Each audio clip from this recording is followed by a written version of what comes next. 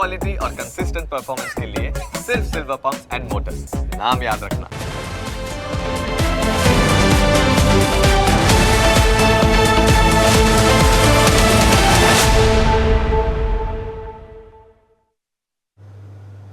તમને સ્પર્શતા તમામ સમાચારોની છે અમને ફિકર અને એટલે જ હું આપના માટે લઈને આવ્યો છું પ્રાઇમ 9 વિથ જીગર। પ્રાઇમ 9માં આજે વાત વડોદરાના મેળામાં થયેલી દુર્ઘટનાની અને ચક્રોરે ચડેલી એસઓપીની।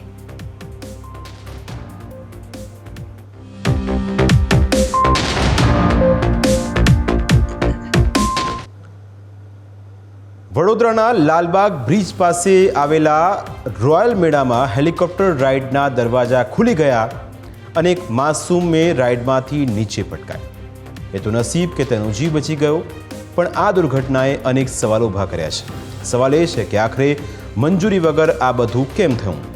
જે એસઓપી છે એ કેમ ચક્રોરે ચડી છે? સવાલ એ છે કે આવું ક્યાં સુધી થતું રહેશે? મેળામાં રાઇડની મંજૂરી ના હતી એ સવાલ એક ઊભો થાય તો પછી કોણે મંજૂરી આપી અને રાઇડ અહીં આવી ગઈ? બીજું, 16 કલાક બાદ પોલીસ, એફએસએલ અને ફાયરની ટીમ પણ પહોંચી હતી। જે રાઇડ્સમાં બાળકો બેઠા હતા એ રાઇડ્સની સેફટી તકલાદી હોવાની પણ હકીકત સામે આવી। બીજું, અધિકારીઓએ તપાસ વગર મેળાને મંજૂરી કેમ આપી એ પણ એક મોટો સવાલ છે। ગાઈડલાઇનનું પાલન કરાવવાની કોઈએ જવાબદારી કેમ ન લીધી એ પ્રશ્ન પણ લોકો પૂછી રહ્યા છે। હવે એ સમજીએ કે સરકારની એસઓપી શું કહે છે। સરકારની એસઓપી કહે છે કે સ્વતંત્ર ગેમિંગ એક્ટિવિટી માટેના પ્લોટમાં જાહેર સલામતી જરૂરી છે। એટલું જ નહીં, અલગ અલગ એન્ટ્રી તથા એક્ઝિટ, ઇમરજન્સી એક્ઝિટ પણ જરૂરી છે। ગેમિંગ ઝોન એક્ટિવિટીના સ્થળે બીયુ સર્ટિફિકેટ, ફાયર, એનઓસી અને તમામ લાયસન્સ હોવા જરૂરી છે। આ ઉપરાંત જો આ વસ્તુ ન હોય તો તેની સામે પગલાં લેવામાં આવશે। પણ શું ટીઆરપી ગેમ ઝોનની ઘટના બાદ આ કાર્યવાહી ખરેખર થઈ ખરા? શું એસઓપીનું પાલન થઈ રહ્યું છે કે પછી મેળામાં મન ફાવે તેમ રાઇડ શરૂ કરી દેવામાં આવે છે? આજની આ ચર્ચામાં આપણી સાથે જોડાશે બીજેપીના પ્રવક્તા શૈલેષ પરમાર અને કોંગ્રેસના પ્રવક્તા ડૉક્ટર નિકુલ પટેલ। આ બંનેનું સ્વાગત છે। સૌથી પહેલો સવાલ શૈલેષભાઈ આપને કે એસઓપી સરકાર બનાવે, અધિકારીઓ શું એનું પાલન કરાવી શકતા નથી કે પછી મન ફાવે તેમ મેળામાં ચક્રોર ફરતા રહે છે, આ રીતે રાઇડ તૂટતી રહે છે, બાળકો નીચે પટકાતા રહે છે? શૈલેષભાઈ,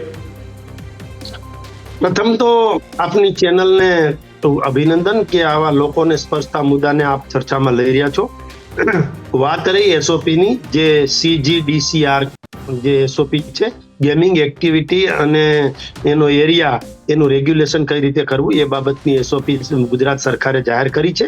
અને એ એસઓપી પ્રમાણે કોઈનું જે ગેમિંગ ઝોન છે અથવા તો ગેમનું પ્લાઝા છે તો એમાં જે કાંઈ આ એસઓપી છે એનું પાલન થશે, એ જ ચલાવી શકશે। કારણ કે આપણને ટીઆરપી ગેમ ઝોન રાજકોટ જે સાગઠિયા ટીટીઓ છે એમણે જે ગફલતો કરી હતી, જે ગેમિંગ ઝોન ચલાવતા હતા એને જે ગફલત કરી હતી એના કારણે કેટલાય નિર્દોષ લોકોના મૃત્યુ થયા છે અને જાન ગઈ છે, જે દુઃખદ અવસાન થયા છે।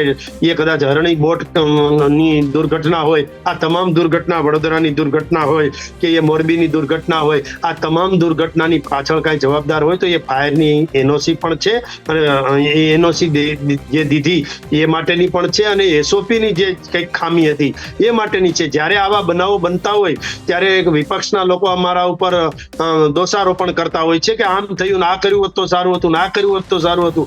એટલા માટે જેટલા કડક થઈ શકીએ, અસામાજિક તત્વો જે પ્રકારે કરે છે એના માટે આપણે કુકડા ચાલ અને વરઘોડાનું ચલણ કરીશું શૈલેષભાઈ। પણ અત્યારે ચક્રોડની વાત છે, એસઓપી ચક્રોડે ચડી છે, વરઘોડા સારી વાત છે, આરોપીઓના વરઘોડા નીકળવા જોઈએ, તેમને ભાન થવું જોઈએ, સારી વાત છે।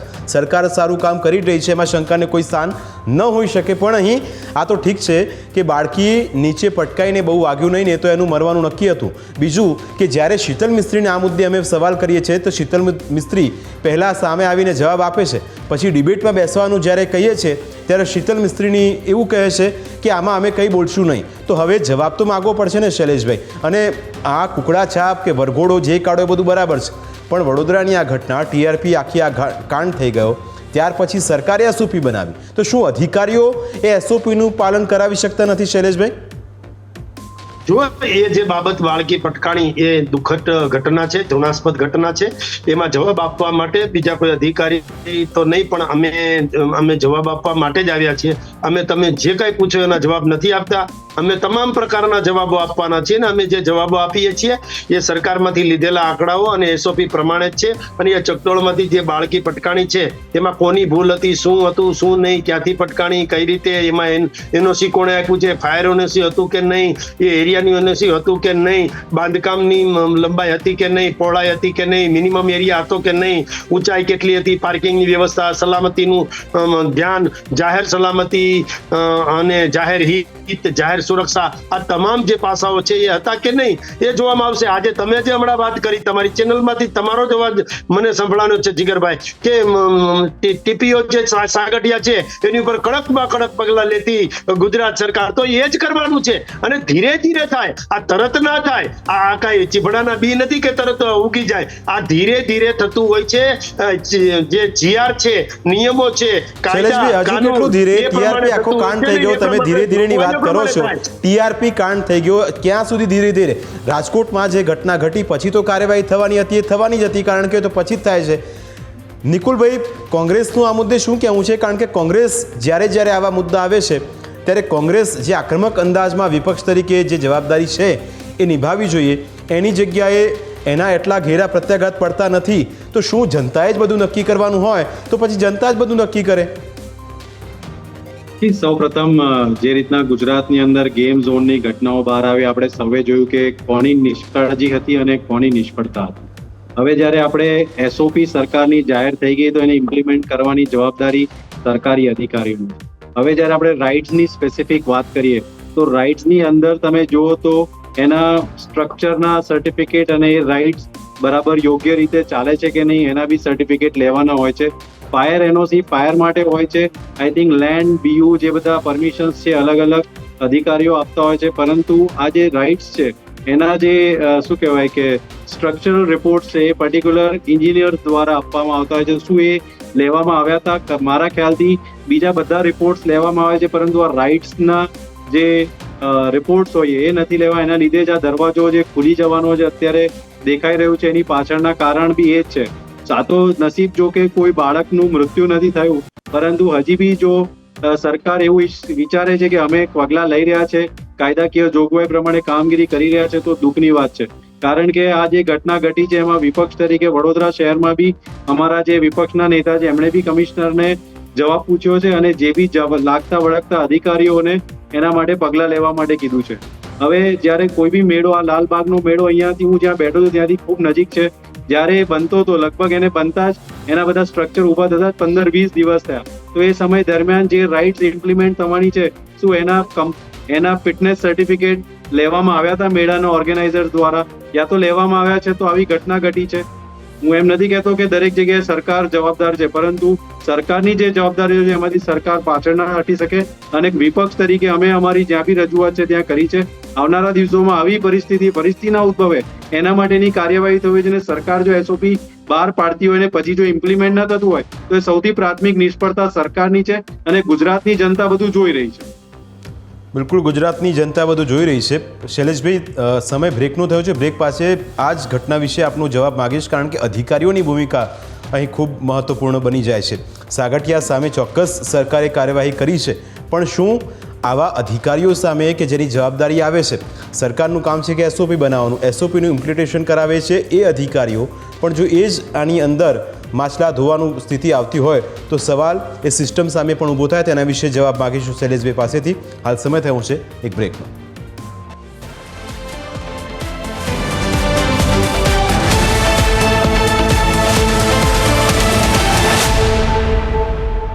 બ્રેક બાદ આપનું સ્વાગત છે. સવાલ એ છે કે અધિકારીઓ શું કરી રહ્યા છે? શૈલેષભાઈ, મારો સવાલ આપને એ છે કે સરકારે એસઓપી બનાવી, એનું એક કડક અમલીકરણ કરવાની આખી એક ગાઈડલાઈન બનાવી, કારણ કે એસઓપી એટલા માટે બનાવે કે તેના નિયમ પ્રમાણે બધી કાર્યવાહી થાય.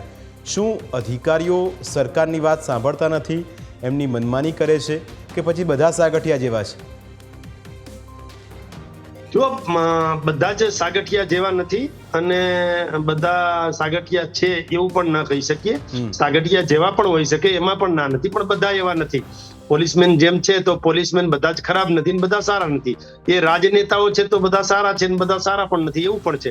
એટલે જે પ્રકારનું અત્યારે જે ડર અધિકારીઓમાં છે કે સરકારની એસઓપી તથ્ય પટેલ જે પ્રકારે દુર્ઘટના થઈ એ પછી એસઓપી જાહેર કરી હતી, પછી ખ્યાતિ કાંડ થયું એ પછી પણ આપણે એસઓપી જાહેર કરી હતી આરોગ્યની. હવે ટીઆરપી ઝોન જો ગેમ ઝોનમાં જે થયું એ પછી પણ એસઓપી જાહેર કરી હતી. એટલા માટે અગાઉ નીતિ નિયમો બધું હોય જ છે, પણ એસઓપી જાહેર કરવાનો મતલબ એ હોય છે કે પાછલી દુર્ઘટનાઓ જે થઈ છે એનું સંજ્ઞાન લઈ અને શું શું કડીઓ ઘટે છે, એમાં માનો કે બાંધકામ ની જોગવાઈ કેવી છે, અને એમાં રસ્તા પહોળા છે કે નહીં, રસ્તાની પહોળાઈ જોવામાં આવે છે, રસ્તાની મિનિમમ એરિયા કેટલો છે જોવામાં આવે છે, એક્ઝિટ અને દાખલ થવાનો બંને રસ્તો જુદો જુદો છે કે નહીં એ પણ જોવામાં આવે છે, અને વધારે પડતો પ્લાસ્ટિકનો ઉપયોગ નથી થયો એ પણ જોવામાં આવે છે, સલામતીના ઉપાયો કેટલા છે, ફાયરની એનઓસી છે કે નહીં જોવામાં આવે છે. પછી આવું થાય છે કે આ બધા સાધનો છે ગેમ બધું જોવામાં જો આવતું હોય,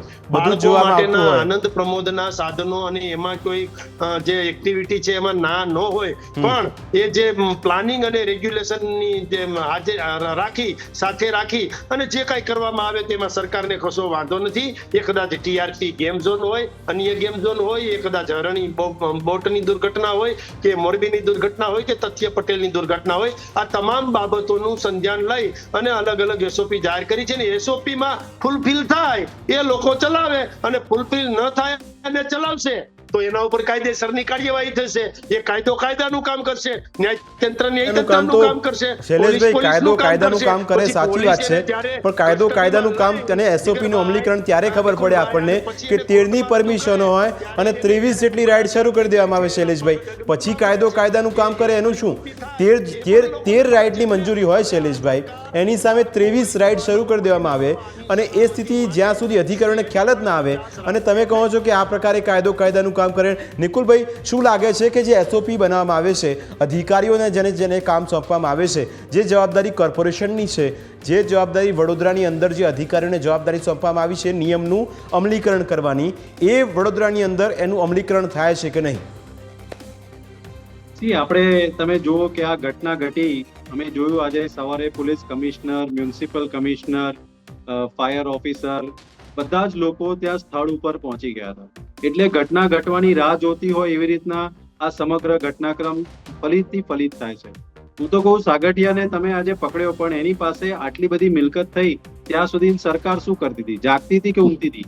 અને જે અધિકારીઓ બધા ભેગા મળીને જે કાર્યવાહી કરતા હતા, તો શું જનપ્રતિનિધિઓ જે હતા એ શું કરી રહ્યા હતા? અને ભારતીય જનતા પાર્ટી તો હંમેશા એવું કહે છે કે 24/7/365 અમે જનતાની વચ્ચે રહીએ છીએ. તો આજે જે લાલબાગ એરિયાની અંદર જ્યાં આ મેળો થઈ રહ્યો છે, તો ત્યાંના ધારાસભ્યશ્રીઓ શું કર્યું? ત્યાંના સાંસદ સભ્ય હતા એમણે શું વિચાર્યું? ત્યાંના લોકલ જે કોર્પોરેટરશ્રીઓ જે છે, જે લોકોએ ખોબા મત ભરીને શું કહેવાય વોટ આપ્યા છે, જનપ્રતિનિધિઓ ક્યાં છે? એ લોકો કશે જ નથી. સરકારની એસઓપી ઇમ્પ્લિમેન્ટ થઈ રહી છે કે નહીં થઈ રહી, તો જનપ્રતિનિધિઓ બધા ખોવાઈ ગયા છે. ખાલી વોટ લઈને પછી કામ જે હોય છે કરતા નથી. એના લીધે આ બધી પરિસ્થિતિઓ ઉદ્ભવી રહી છે. અને જે અધિકારીઓ પોતાના નિષ્ફળ નીવડે છે કાર્યવાહીમાં, હું તો કહું છું સરકારને કે આવા અધિકારીઓને બી દંડો, આવા અધિકારીઓને બી સજાને પાત્ર ગણાવો. એસઓપી ની બેદરકારી બદલ એ લોકો પર બી ડિપાર્ટમેન્ટલ ઇન્કવાયરી બેસવું જોઈએ, અને ડિપાર્ટમેન્ટલ ઇન્કવાયરીમાં એમને કશે ને કશે એમના જે નિયમો જે ફૂલફિલ ના થતા હોય તો એમના પર સોકોઝ નોટિસ આપીને એક્શન લેવાનું જોઈએ. આવું જ્યાં સુધી નહીં થાય ત્યાં સુધી આવા અધિકારીઓ ફૂલશે ફાલશે, અને ત્યાર પછી કોઈ ઘટનાની રાહ જોતી સરકાર આવી રીતના કુકડાચાલ કરાવીને એવું કહે છે, સંતોષ માને છે, તો એ વસ્તુ યોગ્ય નથી. કોઈનો જીવ જાય ત્યાં સુધી તમે કુકડાચાલની રાહ શું કરવા જોવાનો પ્રયત્ન કરો છો? એસઓપી બનાવ્યું છે, સ્ટ્રિક્ટ ઇમ્પ્લિમેન્ટ થવું જોઈએ, અને જેટલી બી રાઇટ્સ છે એ રાઇટ્સના ફિઝિકલ વેરિફિકેશન, એના સર્ટિફિકેશન યોગ્ય છે કે નહીં એની બી તપાસની યોગ્ય અધિકારી જોડે થવી જોઈએ. જો એ ના થાય તો એવા અધિકારીઓને સજા બી થવી જોઈએ. એવા દાખલારૂપ ઉદાહરણ બેસશે તો જ આ વસ્તુ થશે. વિપક્ષ તરીકે અમે આ જ માંગણી કરી છે આજે કે જે બી અધિકારીઓ અંદર ઇન્વોલ્વ હોય એમના પર ડિપાર્ટમેન્ટલ ઇન્કવાયરી અને એમને યોગ્ય કાર્યવાહી એમના પર થવી જોઈએ. કારણ કે આ તો એક બાળક છે, એ મૃત્યુ નથી થયું, એને કશું થયું નથી. ભગવાન જે બી છે સારું છે કે એમને કશું નહીં થયું, પણ ટીઆરપી જેવું કશું થતે ને કોઈનું મૃત્યુ થતે તો શું સરકાર આ જ જવાબ આપતે?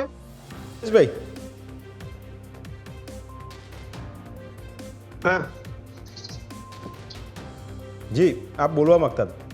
હા, એટલે મેં એમની વચ્ચે ખાલી આંગળી અધર કરી હતી, પણ મારા ભાઈબંધ ભૂલી ગયા છે કે તમે જ્યારે રજૂઆત કરવા ગયા, માનો કે આ બનાવ બન્યો, દુર્ઘટના થઈ દીકરી ભાળી, તો કોઈ અધિકારી એમ કીધું કે અમે પગલા નહીં લઈએ, કોઈ ધારાસભ્યએ કીધું અમે પગલા નહીં લઈએ, સરકારે એમ કીધું અમે પગલા નહીં લઈએ. અને બીજું નિકુલભાઈ, આપણે આ બધી બાબતો છે ને, આને દુર્ઘટના કહેવાય, કોને કાંડ કહેવાય ને કોને દુર્ઘટના કહેવાય. દુર્ઘટના અને કાંડ આમાં ફેર હોય. ખ્યાતિ હોસ્પિટલમાં જે બનાવ બન્યો ને એ જાણી જોઈને બન્યો છે, એને કાંડ કહેવાય. બાકી આ ટીઆરપી ઝોનમાં ટીઆરપી જે દુર્ઘટના થઈ ને એને દુર્ઘટના કહેવાય. આ ચકડોળ વાળું તો બન્યું ને એને દુર્ઘટના કહેવાય. એ કોઈ જાણી જોઈને કરેલું કૃત્ય નથી. એટલે કોને કાંડ કેવું ને કોને દુર્ઘટના કેવું એ સમજવું જોઈએ. અને દુર્ઘટના ક્યારે ઘટશે, ક્યારે ઘટવાની છે એની ભવિષ્યવાણી ના હોય ભાઈ. આ કઈ વરસાદ નથી આવતો કે વરસાદ આવે તો ખબર પડે ને અંબાલાલ પટેલ જાહેરાત કરે, એવું ના હોય. દુર્ઘટના ઘટે નહીં એનું ધ્યાન સરકારે રાખવું જોઈએ, એ અમારી ફરજ છે, અમે ફરજ નિભાવીએ છીએ. પણ એમાં કોઈ દોષિત છે, ફાયર વાળા દોષિત છે, એમાં મ્યુનિસિપલ કમિશનર દોષિત છે, એ કદાચ કોર્પોરેશન વાળા પદાધિકારીઓ દોષિત છે, અધિકારીઓ દોષિત છે, પોલીસમેન દોષિત છે, પોલીસ વિભાગ દોષિત છે, કે કોઈ પણ અધિકારી દોષિત છે, એ દોષિતો ઉપર અમે પગલા લઈએ જ છીએ. પગલા ના લીધા હોય તો કયો તમે આ તો ભેંસ ભાગોળે છાસ છાગોળે અને ઘરમાં ધમાધમ માત્ર ને માત્ર સુફિયાણીઓ વાતો કરવી ને એ જુદી વાત છે. અને ધરાતલ ઉપર કામ કરવું અને કાયદાનું ઇમ્પ્લિમેન્ટેશન કરાવવું એ વાત અલગ છે. એમાં હાથી અને ઘોડા જેટલો ફેર હોય છે નિકુલભાઈ.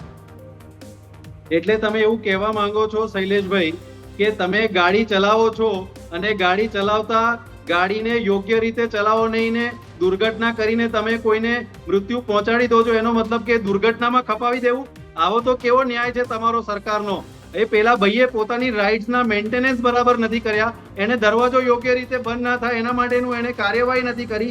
એને તપાસ કરવાની જે જવાબદારી છે એ સરકારી અધિકારીઓની છે, જે કમ્પ્લીશન સર્ટિફિકેટ કે ફિટનેસ સર્ટિફિકેટ આપે છે એની છે. અમે એની વાત કરીએ છીએ. તમે એમ કહો છો કે દુર્ઘટના ઘટવી જોઈએ, દુર્ઘટના ઘટીને મૃત્યુ થાય પછી એને દુર્ઘટનામાં ખપાવી અને તમે વાત કરવા માંગો છો. આ કઈ રીતની વાત કરો છો તમે? અમને બી ખબર પડે છે કે કઈ વસ્તુમાં કોને શું કહેવાય. દુર્ઘટના ન ઘટે એના માટે શું કરવું જોઈએ? તો સરકારે એસઓપી બહાર પાડવાની જરૂરત નથી. દુર્ઘટના ના ઘટે તો સરકારે એસઓપી શું કરવા બહાર પાડી છે મને સમજાવો. સરકારે એસઓપી બહાર ના પાડવી જોઈએ. તો બધી દુર્ઘટના થવા દો જેમ થતી હોય એમ, ના થવા ના દેવાની હોય. તો પછી કહેવા માંગીએ છીએ અમે, પાણીમાંથી વસ્તુ કહેવા માંગીએ છીએ અમે. પાણીમાંથી પૂડા કાઢતા હતા એટલે કીધું. પાણીમાંથી પૂડા કાઢવાનો પ્રયત્ન નથી, અમે એ જ કહેવા માંગીએ છીએ મારા મિત્ર. તમામમાં પગલાઓ લઈશું અને લેવાના છીએ. એ દુર્ઘટના ના ઘટે એના માટે જે કાર્યવાહી કરવાની હોય એ કાર્યવાહી કરાવવી જોઈએ અને એની જવાબદારી ડેફિનેટલી એસઓપી ફોલો કરાવવાની હોય, ફિટનેસ સર્ટિફિકેટ જોઈએ. તમે એ વાત કરો છો એ હાલ સમય થયો છે નિકુલભાઈ અને શૈલેષભાઈ, આપણે રોકવા માંગીશ. સમય એક બ્રેકનો થયો છે. બ્રેક બાદ એ જ જવાબ પર પરત ફરીશું કે આખરે હવે કરવું શું જોઈએ. શા માટે વારે વારે આ પ્રકારની ઘટના જ્યારે બનતી હોય ત્યારે આપણે આ જ મુદ્દે કમનસીબે ચર્ચા કરવી પડે છે. હાલ સમય થયો છે બ્રેકનું. બ્રેક બાદ પાછા ફરીશું.